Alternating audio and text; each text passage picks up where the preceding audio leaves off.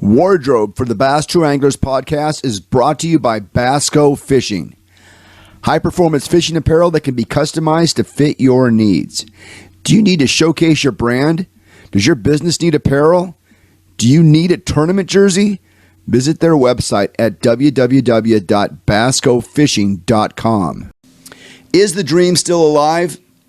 Tonight, we continue our series of interviews surrounding BASS Regional Open Pros to find out how the new Elite Qualification standings, which require anglers to fish all 9 open events in order to qualify for the Elite Series, will affect their approach to next season. Tonight, we have Elite Series Pro Frank Talley, who you may know qualified for the BASS Elite Series in 2018 via the Central Opens. He will give us his take on this new process for making the Elite Series.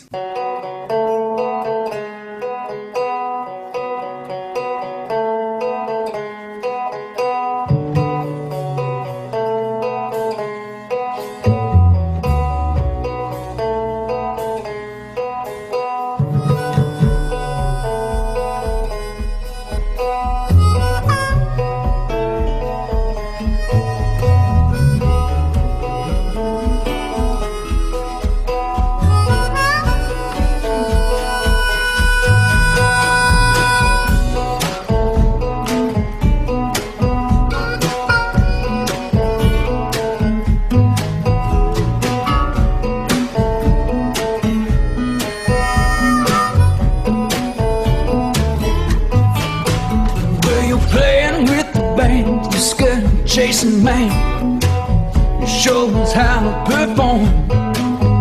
Well, your style's been changed because we're so vain, but you take a sunset for stone. Look out her name, you're bad, bad, bad. Here you come, said you're bad, bad, bad.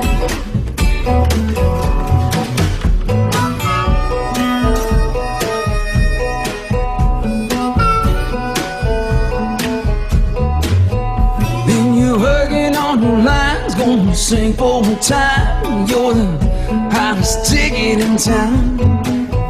Well, your shorts, new moves, cause baby, you're smooth, you're above us. Well, get those life vests zipped in clips, strap down those rods, and stow away those tackle bags because we are going fishing. Hello, everybody. Welcome back to the Bass True Anglers podcast. I'm your host, Keith Nicewonger, and I hope this episode finds you with 5 for 25 in your live well. Frank Talley just finished up his 4th season on the BASS Elite Series. He's going to talk about the season. He's also going to weigh in on the new Elite Series qualification process. But first, if you like the content we produce on this channel, please hit the subscribe button, leave us a comment, and like this video.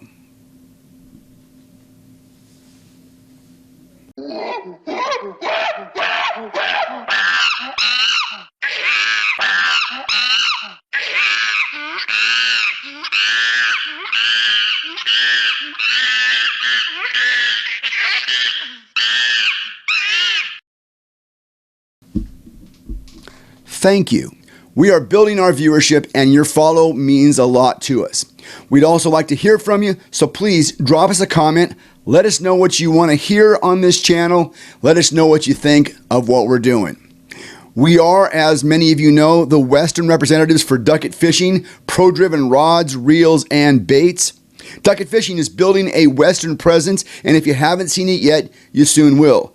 New independent dealerships are popping up all the time. If you live in the West and know of a tackle shop, kayak dealer, boat dealership, tattoo parlor, gas station, sporting goods store, donut shop, barber shop, dentist office that we should be in, drop us a DM on Instagram or go to basstouranglers.com and send us an email. Find out about the Ducket lineup of pro-driven rods, reels, and baits by going to their website, www.ducketfishing.com. We would also like to welcome our new wardrobe partners, Basco Fishing, totally customized apparel at prices you won't believe. Check out their design creations by going to www.basscofishing.com. Our guest just completed his 4th season on the BASS Elite Series. He qualified for the Elite Series in 2018 when he was Angler of the Year for the Central Opens division. That's back when you had to fish 5 events in order to qualify for the Elite Series. He's won a coveted blue trophy, having won the BASS Elite Series event at Lake Guntersville in 2020. And although he struggled on tour this year, he will return to the BASS Elite Series in 2023.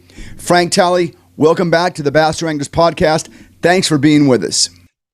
Hey, thank you, Keith, for having me. I really appreciate it. I like to take the opportunity, to just chat with you and the fans. Absolutely. The 2022 BASS Elite Series has concluded, and I'm guessing it wasn't the season that you wanted. No, not by any means. I mean, it was the worst season I've had in on tour, but people want to say it's a learning experience. It's really not. I knew what I did wrong looking back, so, but yes, poor performance. It was a horrible season, no doubt. Let's kind of summarize it. Where it started in Florida, obviously. Just kind of talk us through how the year went and include all your second guesses and all that kind of stuff. Sure. St. John's, it started out at St. John's, and the first day I found some fish in some canals, pretty typical for down there because the weather that we get to fish in early February down there, it's all about a weather tournament. So weather, dictates everything in that St. John's event every season. So, I found some fish, and first day I did good. I had like right at 15 pounds, which put me in the top 15 or top 18. So, I mean, it was good.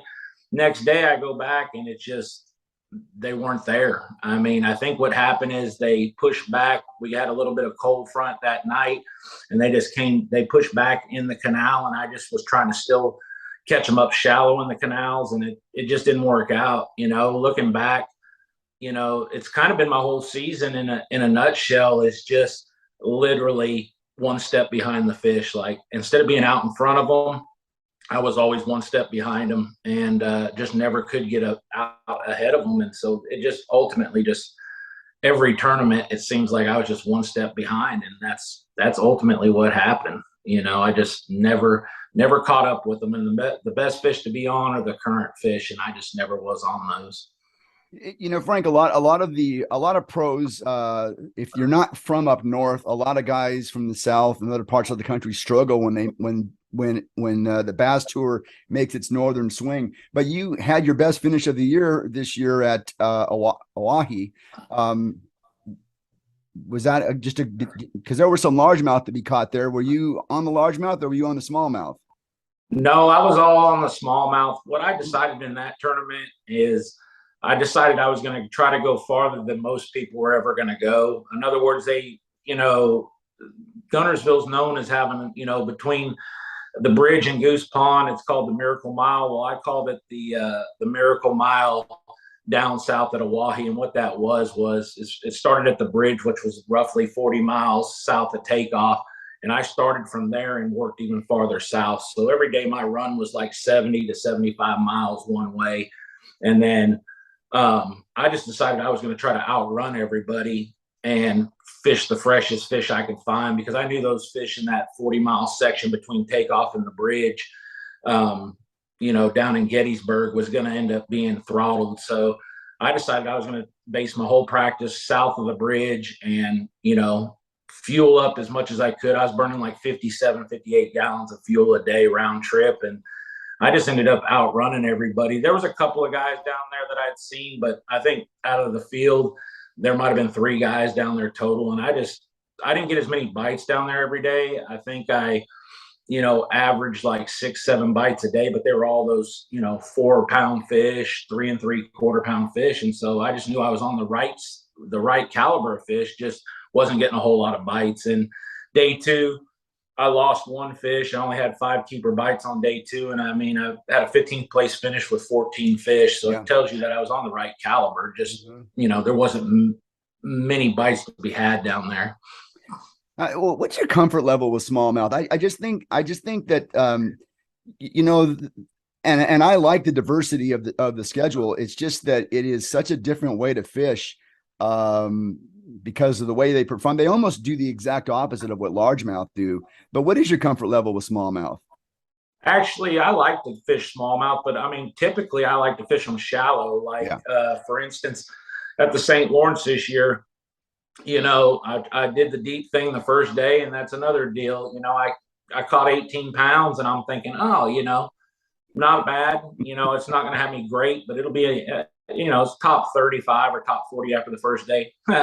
That was a joke. It was like I was sitting in like the 80s with That's 18. unbelievable. Yeah, 18 pounds. And so I'm thinking, well, then I guess I'm going to have to really tighten up and go. I'm going to try to fish some shallow smallmouth that I had found a couple years prior that I did good on there. And so I rolled in there without even practicing them. And I ended up catching right at 22. And so that put me at 40 pounds for 2 days. And I ended up coming up, but still finishing in the mid 60s. I mean, with 40 pounds for 2 days, they throttled them there. So, on a tournament like that, Keith, I don't put much stake in you catch 40 pounds in 2 days. I mean, I did what I could do, and it just didn't work out. I was gonna say, Frank, how many tournaments have you fished in your life where you would love to have 18 pounds in a day? Yes, I mean, All of yeah, them. if you have 18 pounds in a day on 85% of the tournaments, you're going to win them. I mean, on a 4-day event, Yeah. so that's just the way it rolled. But, I look back at it and, I could have made some adjustments, but not really that, I knew what I could catch out deep was like 18, 19 pounds. And I did that the first day, and it just didn't work out. I mean, the second day I did catch them a lot better, but, it is what it is.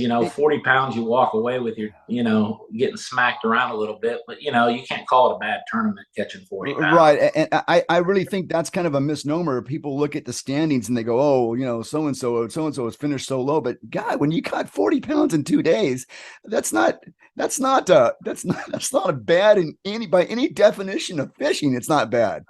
Yeah. I mean, 40 pounds in 2 days, and literally caught, 35 or 40 fish a day. I mean, they were just all 3.5 to 4.25 pound fish. I mean, what can you do? I mean, that's just part of it. Those boys were just on a bigger caliber of fish. I mean, those 4.5 to 4.75 to 5 pound fish were what they were on. And it's like Champlain. It's the same way. The difference between 17.5 and 18 pounds and 19 pounds is 40 or 50 places. That's just the way it is. Yeah, and it seems like it's that average fish. You could be averaging 4 pounds of fish, but if someone's on 4.5 pound average, that's a bunch of places.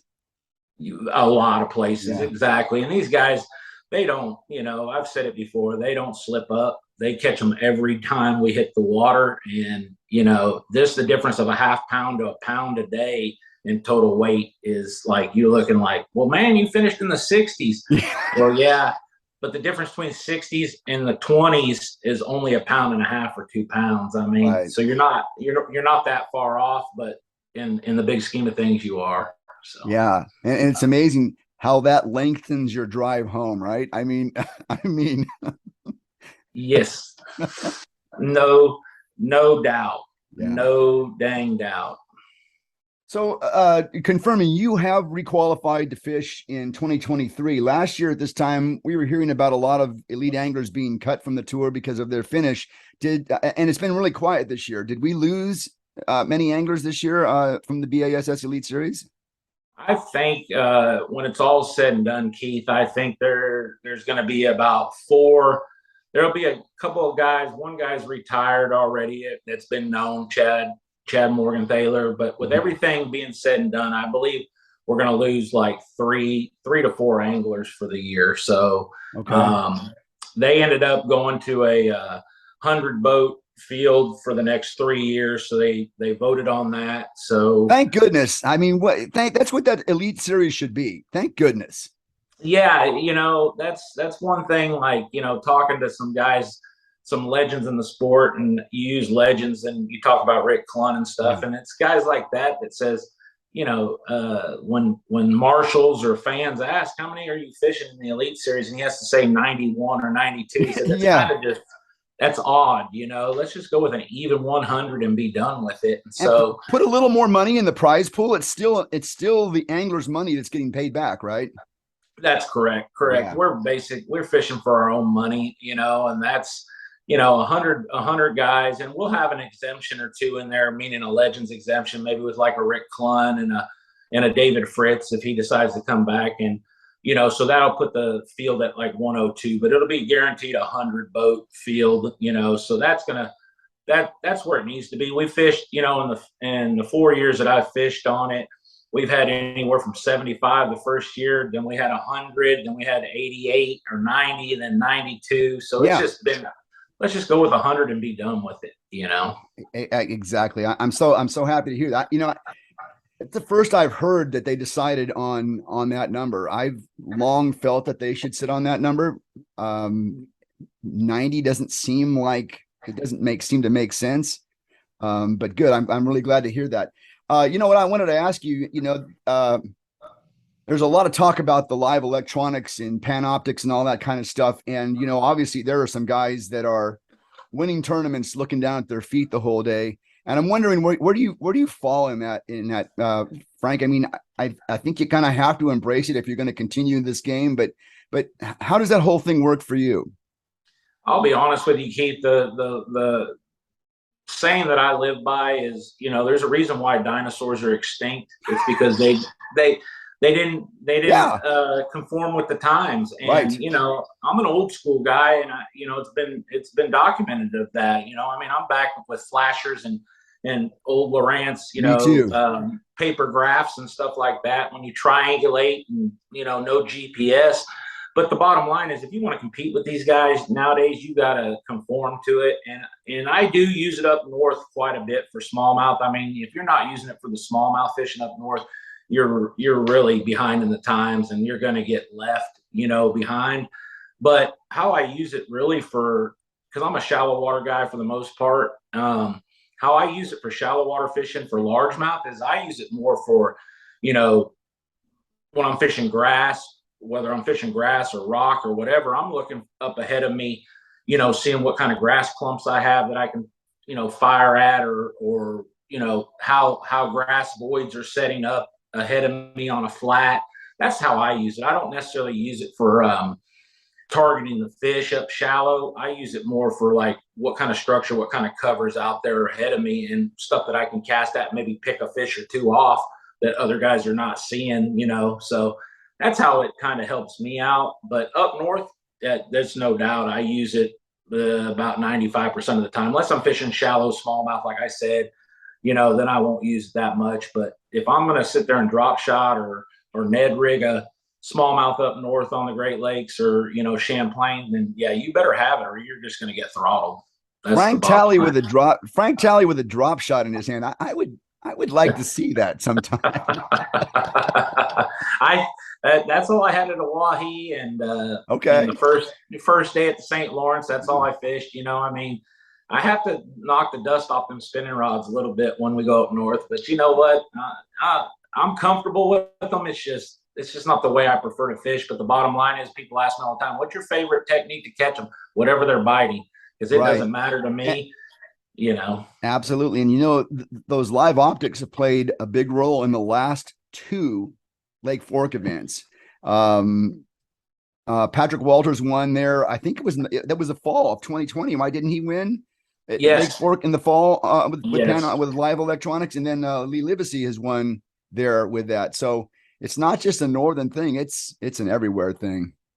Yeah, and that's the thing is, you know, as much as people get disgruntled about it and stuff like that, and some people have embraced it, but the bottom line is, if you're going to compete against some guys with it, then you better,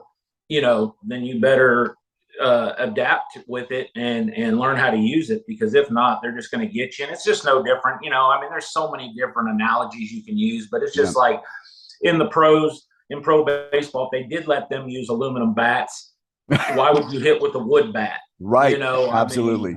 That's a great analogy. Yeah. So if they're going to say, hey, you're welcome to use it, then you better be using it, because you will get throttled 9 out of 10 times with it in the right scenario and the right conditions. So you jumped in a couple of open events this year, a couple of Southern Opens. Were those planned, or did you plan to do more of them, or did it just happen to open up for your schedule? It opened up. It was the Southern is the Southern Division is what I planned on fishing all three of those, which I still have one left in That's South right. Carolina at Hartwell. But we started in Florida. We always do in the elites, it seems like. So, we had Lake Toho as an open. So I'm like, you know what? Let's go down there. And, it started off good. I mean, Florida is usually not that kind to me just for the fact that I don't slow down and fish real slow. So, and I ended up the first day, didn't catch them that great, caught, a limit, but it was a small limit. Then I went ahead and made a run and I just love big runs, like to get away from people. And so I made a big run down into Kissimmee, into some backwater stuff that I never even practiced. I just had Google mapped and ended up catching the big fish of the tournament, which was like a 9 something, and then ended up catching them really good the second day. And it brought me up and had like an 18th place finish. So, got that ball rolling. And then the next tournament at the St. John's, like I kind of told you, I caught them the first day and then just didn't catch them the second day. But yeah, I like to fish the opens. It's 225 guys you fish against, and it's different, but I like it. And it just sets up. If the schedule sets up for the elite, to coincide with the elite series, then I'm all for it. So Frank, you are a former regional open pro. I guess you still are from that standpoint, because you qualified for the elites through the Central Opens. What are your thoughts about BASS new elite qualifier system that's going to require open anglers to fish all 9 events to qualify for the elite series? Keith, I'm probably against popular, consensus on this. I think it's the right thing to do. And that's because, I understand that there's a lot of argument towards it and stuff, as far as it's not, it eliminates the working man and this and that. But the bottom line is, the carrot is still there for the working man through the opens to be able to qualify for the Bassmasters Classic. And that has never been taken away. The only difference is the 9 events you have to fish if you want to become an Elite Series pro. And the bottom line is if you're a working man, then what do you I'm not quite sure how why they're fishing the opens, other than if you're a working man, then you're going to fish them for either the classic berth that they still offer, or to make it the Elite Series. Well, if you're that serious about making the Elite Series, trust me, when you make it, the money doesn't come down the freedom pole, the elevator, and it just drops in your lap. So if you don't have the time or the money to fish, all 9 opens, then you're definitely not going to have that time or money to fish the elites, because when you make the Elite Series, trust me, that's just the beginning. That's just the title that you get as an Elite Series pro. But the bottom line is it costs you about $70,000 to $80,000 a year in expenses and in entry fees to do it. So if you're not already financially backed by good sponsorship, or you own your own business, or whatever the case might be, when you qualify in October, you have until November, first part of December to come up with your money, your deposits and stuff. I mean, if you're not already have that ball set in stone in the way you're going to do things, then you're not going to make it anyway. So, I mean, it's blunt, but it's the truth. So I just want everybody to know that, you've taken the working man out of it. But the bottom line is if you're holding down a full-time job and fishing the opens, I mean, you're going to have to make a decision anyways, and you might not be in that position to even fish the Elite Series when you figure out how much that bill costs to fish every year. Looking back on your open qualification to the Central Opens, do you think you would have benefited from having had to fish all 9 events to make the Elite Series?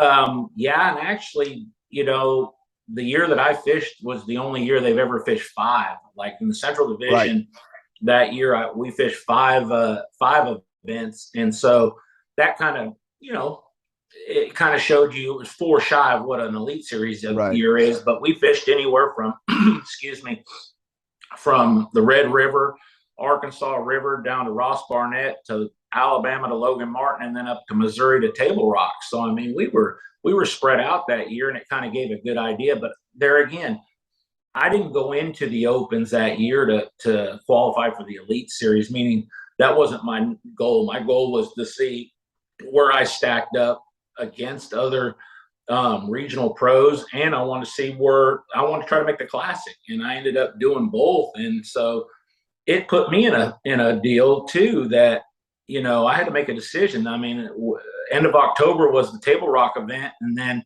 they said, "Here, you've got an Elite Series berth. Are you taking it? And we need to know something here in like a week." And so I just made a decision, you know, and it's been a good decision. Don't get me wrong, but it's not like I went into that year thinking I was going to make the Elite Series, and that was my goal. My goal was to make the Classic, and I ended up doing that also. So very good, very good. Who do you travel with when you're on the road? This year I've been pretty much a nomad. You know, Okay. I've just been doing my thing and stuff like that. I've traveled in the past with Brad Watley, which is another Elite Series, you know, pro, of course. And then he came down with a Crohn's disease and took some medical hardship halfway through the year this year. And so, but me and Clark Winlet, we live about 30 minutes apart, somewhere in there. And so we fish a lot together. I'm on his TV. He has a TV show here in Texas called Fishing and Hunting Texas. And so we became real good, tight friends. And so I travel a little bit. He travels with his wife, Patty. And every now and then my wife travels with me. So it just depends, Keith. To be honest with you, I'm kind of like a nomad. And some days some tournaments I'll room with somebody. Some tournaments I just fish. I just room by myself. It just depends, you know. There's no real set stone. I'm the type that when I set out from my house here in Texas, I'm not waiting on anybody. So if you're going to be like, wait for me for an extra day before I can leave, no, deuces. I'm out of here. When I get it set in my mind, I'm on the road, you know. So that's just the way I tend to do it. How about the 2023 Elite Series schedule that's been released? What are your thoughts? You like it? Oh, I'm going to go out on a limb here, Frank, and I'm thinking that Sabine River event could be a Frank Talley event. Am I on the right wavelength with you? Honestly, yes. And you know, I mean, I hope I didn't give it the kiss of death by saying yes. But last year, but 2 years ago when we fished the Sabine, if you look at my finish, it was horrible. But in the same sense, I had and I don't like to talk about lost fish and that type of thing, but I had 2 fish on, and one of them, Swindle, was right there when he seen me lose the fish. And I mean, for the Sabine River, it was a 5-pounder, and that's like that's a big fish. That's like a 10-pounder anywhere else. And right. And it jumped right by the boat right before I had to go back to weigh in, and I just lost it flipping. And but that one fish right there would have put me like in the top 20, and then I could have fished another day. And I was starting to figure them out a little more and a little more. So, you know, I'm looking forward to it because I like, there again, there's some good long runs. You can go up in the Neches, you can go to Taylor's Bayou, you can go to Houston, you can do a lot of things there. So I like the grinder tournaments. And so I'm looking forward to that one.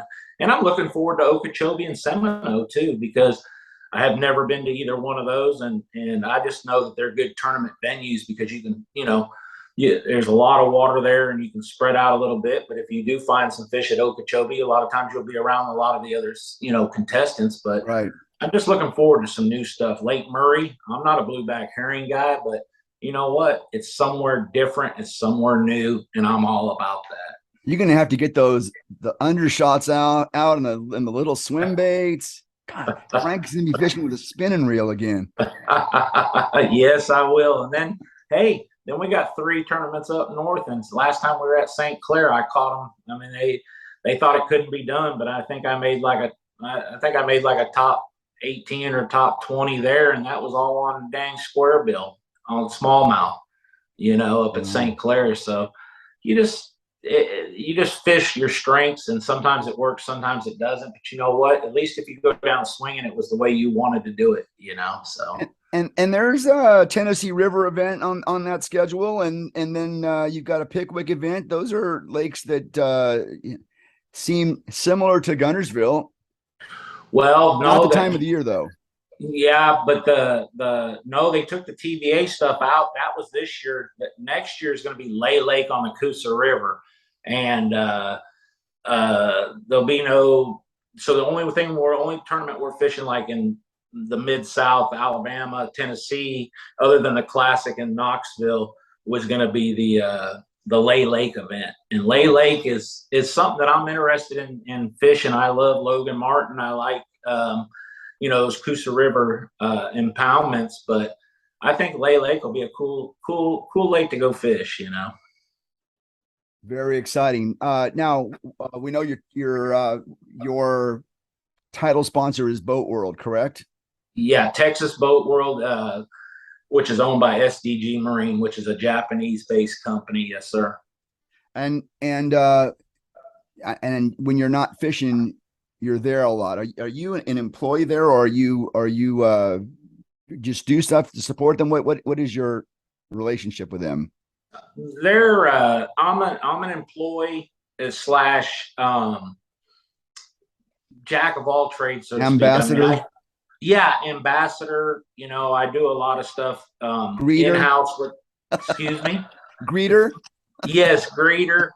I'll go up there and hang out a little bit. And I just try to stay involved with them. They've treated me like phenomenal. They're a great company. The owner, the vice president of the company, both of them. I mean, I've got a long-term relationship with, and they're just treat me A1, and I couldn't ask for any better people. They support me.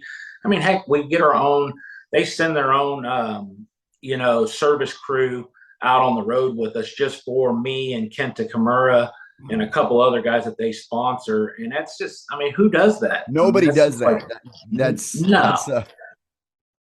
I did not know that was the case. Wow. Yes. Yeah. We have our own trailer, our own Texas Boat World, and they end up helping a lot of guys that are on tour that are running, boat brands that we sell, which is Camus and Skeeter and stuff like that. And it's just stuff like that that's just incredible. I mean, they don't have to do that. That's money out of their pocket, and they don't do it for anything more than just being supportive. And they really have a strong belief in supporting their anglers. And I mean, there's so many times that I'm just like thankful that they're there. But, we have full service crews too, with Mercury and everybody on tour. But on top of that, having my own personal service crew, heck, I mean, that's why I never complain. I don't have boat breakdowns and stuff because they take care of it and they check things every day when I get off the water. So, I mean, that's just vital to be able to, it's one thing to not catch them because I didn't catch them. That's on me. But it's another thing to have a bunch of mechanical breakdowns and you just never had a chance. So they've eliminated all that, and I'm just very thankful for it. What does the rest of 2022 look like? You already mentioned you got one more open event. Are there anything else you're going to jump into or going hunting? What are you doing? I just had a grandbaby. I know. I'm sorry. I meant to say that. I saw the picture on Instagram. Congratulations. Thank you very much. Yeah, my daughter just had her second baby boy. So I got another Axel Reed. He's an adorable little doll. He's 6 pounds, 15 ounces. So it came on time. Everything is good, healthy. That open probably, Keith, and get a little deer hunting in. I love to deer hunt, and really just the biggest thing in my off season this year is going to be, I'm going to reorganize my tackle shop and stuff. I've got a place where here at the house where I store my boat, my tackle and all that. It's about 1,000 square foot shop that I park my boat in. And it's just like, I thought I had it perfect last season. No, I'm still hunting for stuff and this and that. So of course, when you spend that much time on the road, you get ideas in your head of things that you want it to look like. And so I'm gonna probably spend about 3 or 4 weeks off and on reorganizing that and just making it easier to really just keep inventory of what I have. I mean, sometimes I'm like calling Seagar or calling owner, and saying, hey, Viet, I need some hooks, or Brian, I need some line. And then I end up having spools of it that I didn't even know I had. So I mean, I've got to really get a handle on that, because it just drives me nuts, because I'm a very organized person, and it just drives me batty when I don't know exactly what I have. And so that's my number one goal in the off season, is just to reorganize. Well, Frank, I think I appreciate your time today. Thanks for being with us. It's always good to catch up with you. And, I have my favorites on tour like everybody else. And one of the first people I always look for is where's Frank and what did he do? What do you mean he caught 18 pounds and he's down in the 60s? What the heck? Yeah, I know. And I really appreciate your support. And it's gentlemen like you and fans and ladies and everything that just make this whole thing go. If it wasn't for people rooting me on, and I'm getting text messages, and phone calls and stuff, hey, keep your head up, you just missed it, you're right there. That means the world to me, and if my family's always been there and always been great support for me, and I couldn't ask for anything better. I mean, they really do. They take me back. I know it sounds cliche, but they really do support me better than anybody. And without them at home, knowing they're cheering me on when I have a bad tournament, that's what makes it worthwhile. But, I just love everybody, attitude and how everybody supports me. I couldn't ask for nothing better. All right, Frank. Well, you take care, and best of luck for the rest of the year. And we'll check in with you before the season starts, and have a great Labor Day weekend. All right. Thank you, Keith. I really appreciate it. And you too. Enjoy your holidays, sir. We'll do that. A roller coaster, up and down kind of season for Frank Talley this season. And what an interesting perspective he has on the new BASS Elite Qualifier concept. He's in favor of it. The more pros I talk to, the more open anglers I talk to, the more it seems like these are the people that actually like the idea of expanding the requirement to fish all 9 events. I'm not really sure at this point where the dissenting voices are coming from, because all the BASS open anglers I've spoken to, and now elite anglers that I've talked to, they seem to like the idea. Well, folks, that's going to do it for this episode of the Bass Wranglers Podcast. As always, thanks for being with us. Until we talk next time, keep both hands on the wheels, keep those life vests zipped and clipped, and we will talk to you again very soon. Take care.